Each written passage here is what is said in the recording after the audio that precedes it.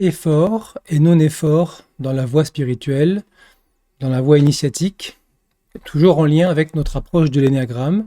C'est ce que nous allons voir dans cette vidéo. Les efforts sont-ils importants? Les efforts sont-ils un obstacle? Faut-il abandonner toute forme d'effort? C'est la question à laquelle nous allons tenter de répondre.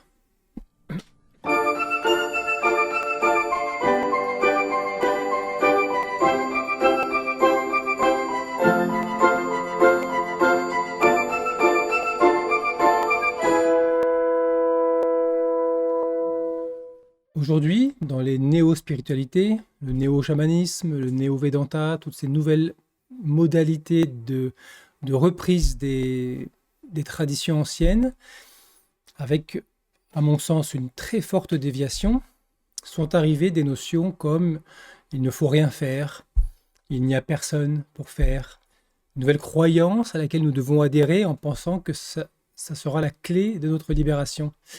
L'une de ces croyances est que l'effort est à proscrire. On parle de non-effort. La question est vraiment à prendre au pied de la lettre. Est-ce qu'il est nécessaire de faire des efforts?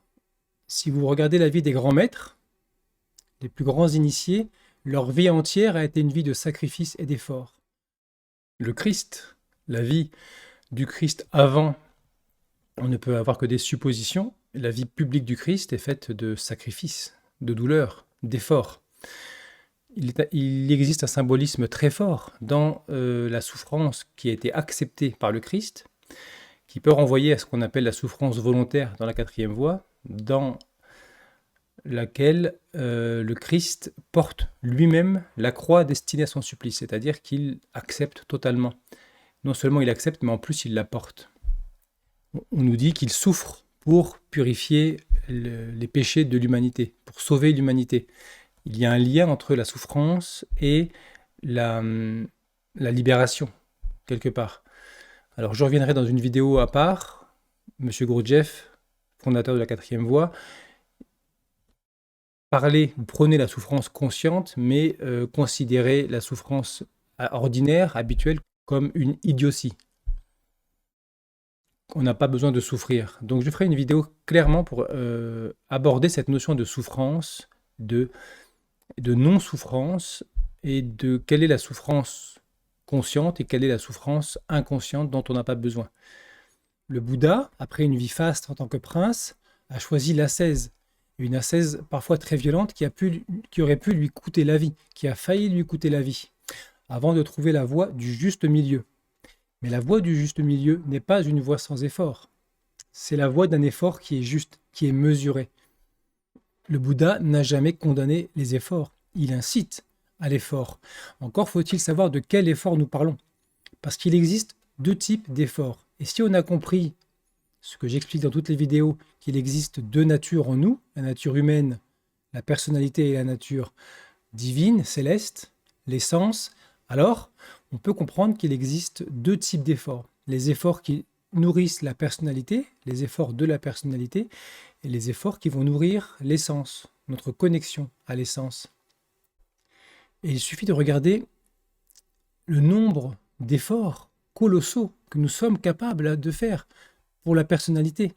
Je me réveille le matin et tout de suite les exigences de la vie me prennent et j'ai telle chose à faire, telle chose à faire, telle chose à penser, telle chose à régler, tel problème à régler. Ces problèmes occupent et accaparent souvent mon esprit d'ailleurs. Combien d'énergie est-ce que je dépense pour obéir aux exigences du monde phénoménal? Que ce soit ma réussite professionnelle, ma réussite scolaire, ma réussite familiale, ma réussite dans le couple, ma réussite personnelle. Quels efforts je suis capable de faire pour faire ce que mon patron attend de moi, ce que mes collègues attendent de moi, ce que mon entreprise attend de moi, ce que telle association attend de moi, ce que le couple, la famille attendent de moi. Ces efforts, quelque part, sont légitimes. Le problème, c'est de mettre toute mon énergie dedans. Et lorsqu'on entre dans une voie initiatique, nous sont proposés une sorte d'efforts qui sont nouveaux, des efforts d'un autre ordre, des efforts conscients. Les efforts ordinaires, je suis capable de mettre toute mon énergie pour bâtir ma maison, entretenir ma maison, travailler du matin au soir.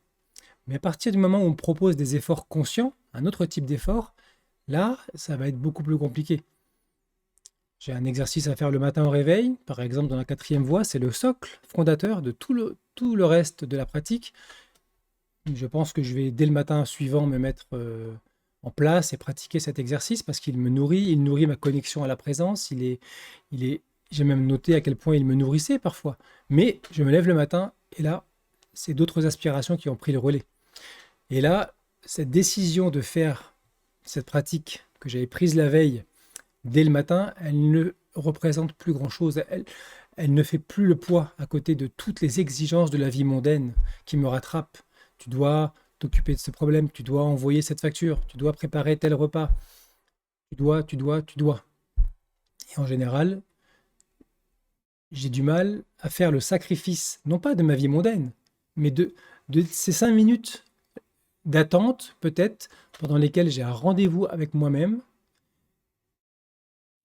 et j'ai simplement besoin de déplacer de 5 minutes ces exigences de la vie mondaine, 10 minutes, 15 minutes peut-être, pour commencer. Et la plupart du temps, je n'y arrive pas. La plupart des personnes qui rentrent dans cette voie n'y arrivent tout simplement pas. C'est ce type d'effort que je suis amené à faire.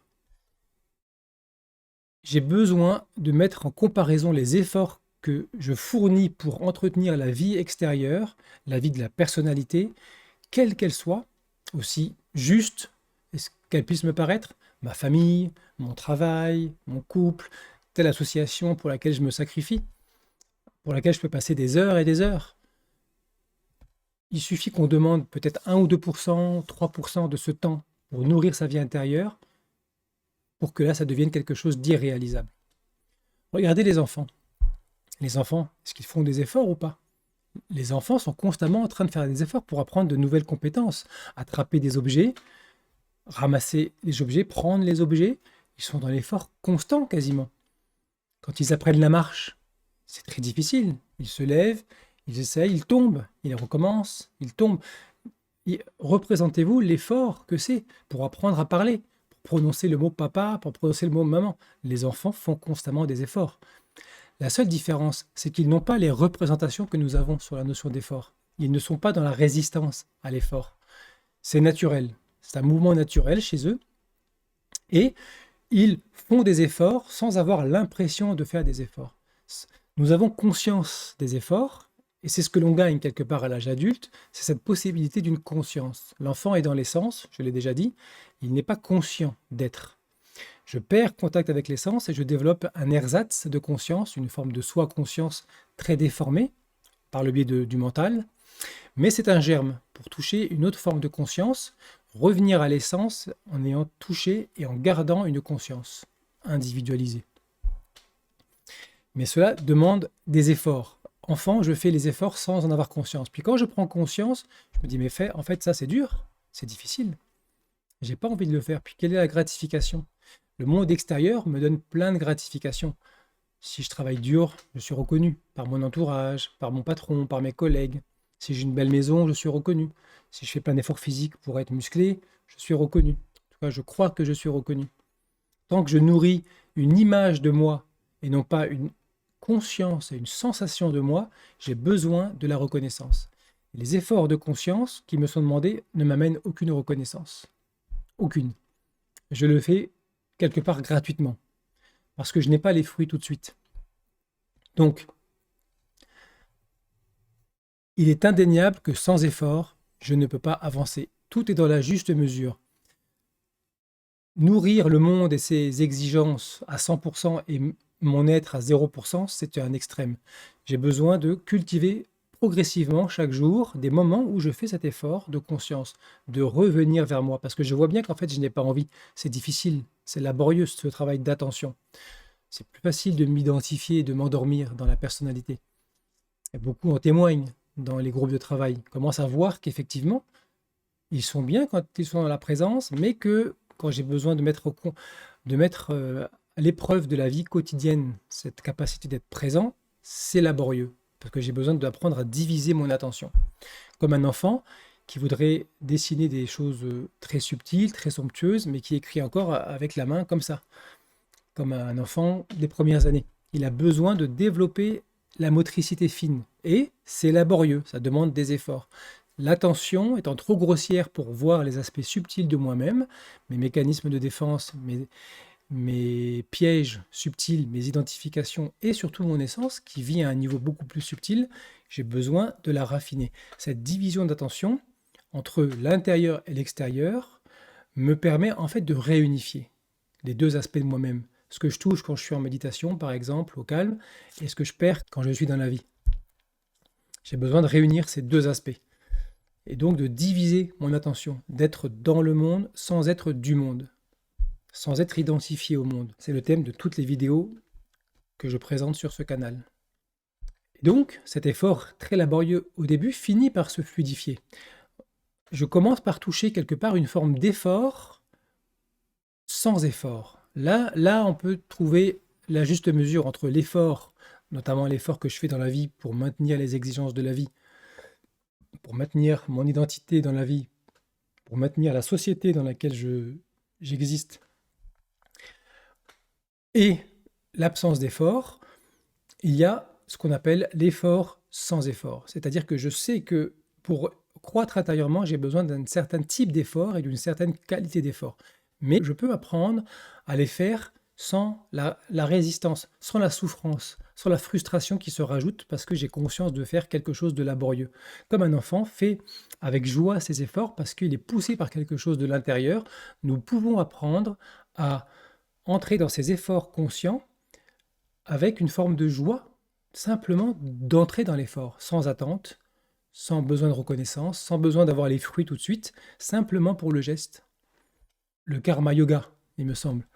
Le yoga de l'action, mais sans attendre les fruits de l'action. Quelque part, c'est quelque chose que nous devons intégrer. Fuir les efforts ne nous mènera à rien. Être dans la violence avec l'essence va conduire aux crispations des mécanismes de défense et ne mènera à rien, à renforcer les défenses. Dans les deux cas, je ne fais que renforcer le moi. J'ai besoin de trouver un effort qui soit souple, fluide, qui permette de revenir régulièrement à cet effort et de le maintenir. J'ai besoin pour cela d'abandonner mes représentations sur le côté négatif de l'effort. Et donc toutes ces traditions remises au goût du jour, mais adaptées à la sauce des besoins de la personnalité, pour moi ce sont des approches qui nourrissent simplement l'identification. Ne faites plus d'efforts, il n'y a rien à faire. L'homme et la femme ne sont pas capables de faire. Nous ne faisons qu'obéir à des mécanismes compulsifs qui sont tellement automatiques, dont les processus se sont tellement automatisés qu'ils sont devenus inconscients. Je ne les vois plus. Si je ne suis pas capable, je ne fais que réagir. Je ne peux pas faire, je ne peux pas agir. Je ne fais que réagir constamment aux impulsions de l'extérieur qui mettent en mouvement des mécanismes intérieurs complètement inconscients et complètement compulsifs. Je l'ai dit, c'est une imitation des impulsions qui devraient émaner de l'essence, de l'être. Si je ne suis pas capable de faire, comment puis-je être capable de ne pas faire? Tout se fait en moi. C'est ce que disait M. Gurdjieff, c'est vérifiable. Il faut le vérifier à l'intérieur. Comment je suis agi par des mécanismes. Je ne fais rien. Je ne fais que réagir. Donc je ne peux pas ne pas faire. Le non-faire, c'est la même chose que le vrai faire. Le vrai faire vient de la profondeur. C'est-à-dire que pour pouvoir faire depuis l'intérieur, j'ai besoin que ma personnalité soit dans un non-faire, qu'elle arrête de répondre constamment à ces mécanismes, de mettre en mouvement constamment ces mécanismes inconscients. Et pour ça, j'ai besoin de mettre de la conscience dessus. J'ai besoin de les observer. Et ça demande des efforts. Nous verrons ultérieurement dans d'autres vidéos de quel type d'efforts il s'agit, notamment dans les formations. Quels sont ces types d'efforts? Ces efforts n'ont rien de commun avec les efforts que je peux faire dans la vie quotidienne. Il y a des personnes qui sont capables de mettre en place une énergie phénoménale pour bâtir une entreprise, pour entretenir leur terrain, pour construire leur autonomie, peu importe. Mais tout ça, c'est le monde phénoménal. Ces mêmes personnes, en général, n'arrivent pas à faire, les personnes que je connais, qui ont cette capacité apparemment de faire, parce que ce sont des 8, parce que ce sont des 3 sur l'énéagramme, sont capables de beaucoup d'énergie pour réaliser dans le monde extérieur. eh bien, ils ont d'énormes difficultés à mettre en place des efforts conscients dans la journée. Et certains sont même incapables de, ne serait-ce qu'une seule fois dans la journée, avoir ce retour vers soi-même, vers la présence, tellement ils sont pris dans la spirale du faire, une forme d'hyperactivité, une forme de boulimie. C'est une identification au mouvement. D'autres sont plus paresseux, mais sont tout aussi paresseux pour aller voir ce qui se passe dans leur monde intérieur. Donc, quel que soit le type énéagramme, le 9, le 8, le 1, le 3, peu importe, l'effort est le même. La manière dont je vais le mettre en place dans la vie quotidienne va s'adapter selon les types et les sous-types. Mais l'effort est le même. C'est un effort conscient. C'est un effort de présence et c'est l'effort de pouvoir s'extraire de l'activité dans laquelle je suis, non pas de l'arrêter.